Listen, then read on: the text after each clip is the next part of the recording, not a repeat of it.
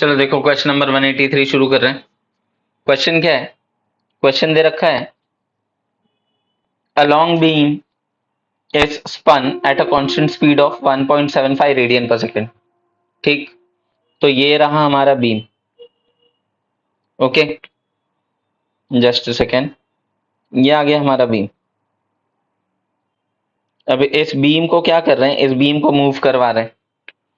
कहाँ, किस एक्सिस के अबाउट? इस एक्सिस के अबाउट।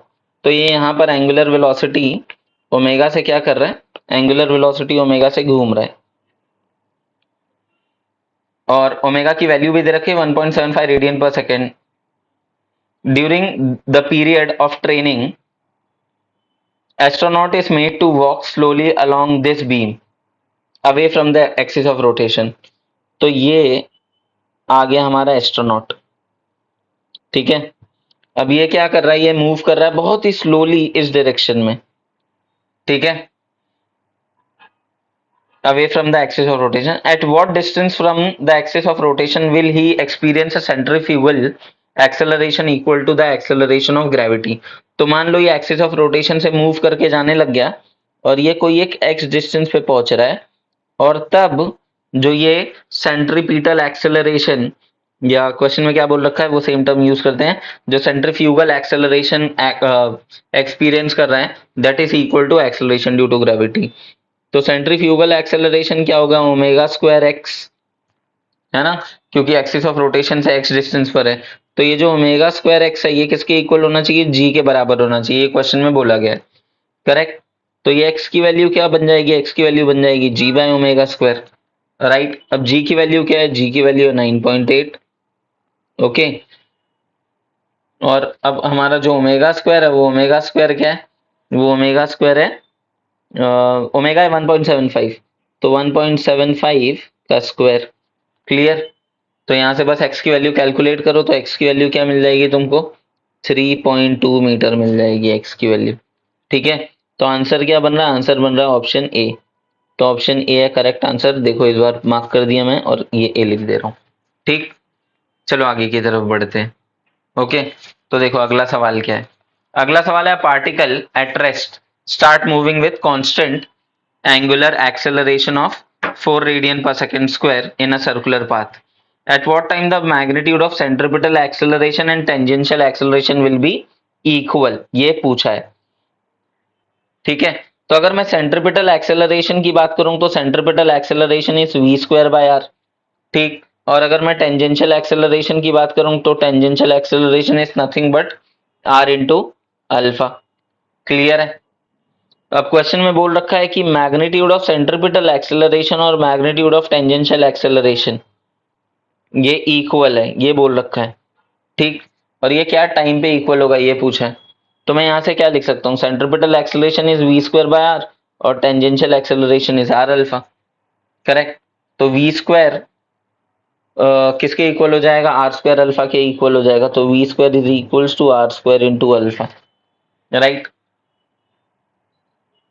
परफेक्ट। तो अल्फा की वैल्यू क्या बन जाएगी? अल्फा की वैल्यू बन जाएगी we by R, V square by are square, ये बन जाएगी अल्फा की वैल्यू। करेक्ट। तो देखो अब क्वेश्चन में क्या दे रखा है? क्वेश्चन में दे रखा है दैट अल्फा इज व्हाट? 4 ना। तो what is 4? 4 is we square by are square. तो वी बाय आर की वैल्यू क्या बन जाएगी? वी बाय आर की वैल्यू हमको मिल जाएगी 2। करेक्ट, और ये v यहां से r के टर्म्स में क्या लिख सकता हूँ? v is two r. Clear है इतना? तो देखो इसको थोड़ा सा साइड में शिफ्ट करते हैं और आगे की तरफ बढ़ते हैं। अब देखो आगे क्या चल रहा है। मैं क्या लिख सकता हूँ? जो v है वो किसके इक्वल है? u प्लस एटी के इक्वल है। राइट, तो यहाँ पर u की वैल्यू क्या है? 0 है। तो v किसके इक्वल बन जाएगा? v बन जाएगा 80 के इक्वल। और a खुद किसके इक्वल है? r अल्फा के इक्वल है। तो r अल्फा t बन जाएगा। राइट, और यहां से t कैलकुलेट करना है ना, तो v को क्या लिख सकता हूँ? v को लिख सकता हूँ 4r t।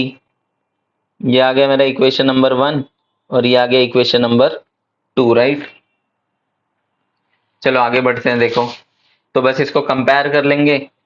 4RT किसके इक्वल है? 2R के इक्वल है ना, राइट। V की वैल्यू क्या थी? 2R ना। इक्वेशन नंबर 1 इसको क्यों दे दिया? इक्वेशन नंबर 1 ये रहा मेरा, राइट। ठीक, तो T की वैल्यू क्या बन जाएगी? RR कैंसिल, T की वैल्यू बन रही है 1/2, तो T इज 1/2 सेकेंड, करेक्ट। तो ये है मेरा आंसर। चलो आगे की तरफ बढ़ते हैं। Question number 185।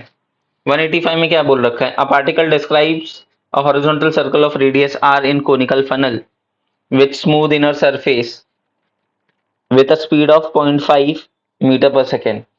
What is the height of the plane of the circle from the vertex of the funnel? ठीक है, तो अब देखो इसमें क्या कर सकते हैं, ये सेम, ये जो क्वेश्चन है ना, ये सेम क्वेश्चन तुमको, मतलब kind of same question, same situation तुमको पिछले वीडियो में मिल जाएगा, इसके पहले वाला जो वीडियो है, ठीक है। तो देखो उसका हेल्प ले रहा हूँ बस मैं। यहाँ पर देखो कोनिकल फनल मैंने ड्रॉ भी कर रखा है, ये सिचुएशन है, बात आ रही है समझ में? ये तो सेम एज इट इज, देखो मैं इसको कॉपी कर ले रहा हूँ बस, क्लियर है? ठीक, तो देखो क्या चल रहा है, ये सिचुएशन बस मैं यहाँ पर पेस्ट कर दे रहा हूँ। तो ये यहाँ पर आ गया सिचुएशन मेरा कुछ ऐसे, यहाँ पर देखो। अब ये सिचुएशन मैं फटाफट क्या करता हूँ, आप लोगों को एक्सप्लेन कर देता हूँ। ठीक, तो क्या चल रहा है देखो, ये कोनिकल फनल में ये पार्टिकल मूव कर रहा है, इस पर नॉर्मल रिएक्शन लग रहा है, यहाँ की तरफ mg लग रहा है नीचे की तरफ, ठीक है। ये हाइट है और ये रेडियस है। तो अगर मैं इस एंगल को थीटा बोलता हूँ तो ये एंगल 90 बनता है और ये बचा हुआ एंगल 90 माइनस थीटा बनता है। तो नॉर्मल रिएक्शन और सरफेस के बीच में क्या एंगल होना चाहिए? 90।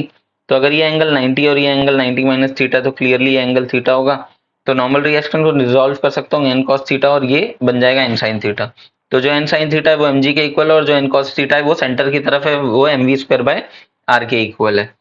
तो यहाँ से साइन थीटा और कॉस थीटा को डिवाइड कर दिया, तो टेन थीटा की वैल्यू बन गई g r by v square, और टेन थीटा बन गया आर बाई एच, करेक्ट। अच्छा, ये tan theta r by h कैसे बन गया? ये ट्राइंगल से देख लो, है ना, ये ट्राइंगल में, राइट, ये वाला ट्राइंगल देखो आराम से। तो टेन थीटा की वैल्यू बन रही है आर बाई एच, ठीक है। तो बस अब कंपेयर कर लो, तो v की वैल्यू क्या बन जाएगी तुम्हारी? अंडर रूट जी एच, ठीक है। ये तुम्हारा v का वैल्यू बन रहा है। तो देखो क्वेश्चन में स्पीड दिया है, क्या स्पीड दिया है? 0.5। तो 1/2 is equals to root of g h, यही है ना। तो 1/4 is equals to what? G h. तो एच की वैल्यू क्या बन रही है? एच की वैल्यू बन रही है 1/4 जी, करेक्ट।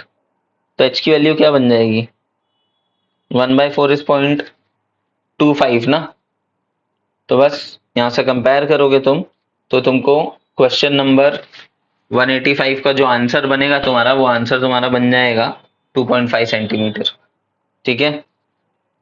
एच की वैल्यू बन जाएगी तुम्हारी 2.5 सेंटीमीटर की, क्लियर है?